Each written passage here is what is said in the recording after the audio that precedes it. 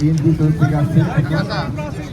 আমরা সম্মিলিতভাবে আজকে 52 যে ভাষা আন্দোলনের যারা প্রাণ দিয়েছে, শহীদ হয়েছেন, তাদের আত্মার মাগফিরাত কামনার জন্য তাদের স্মরণে আজকে আমরা জ্যাকসন হাইটসের এই ডাইভার্সিটি প্ল্যানেটে এসেছি।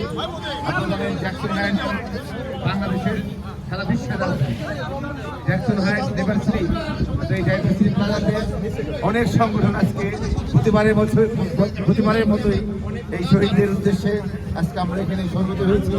আপনারা জানেন যুগ যুগ ধরে এই যারা দেশের জন্য প্রাণ দিয়েছে তাদের স্মরণে আমরা যারা সমবেত হব।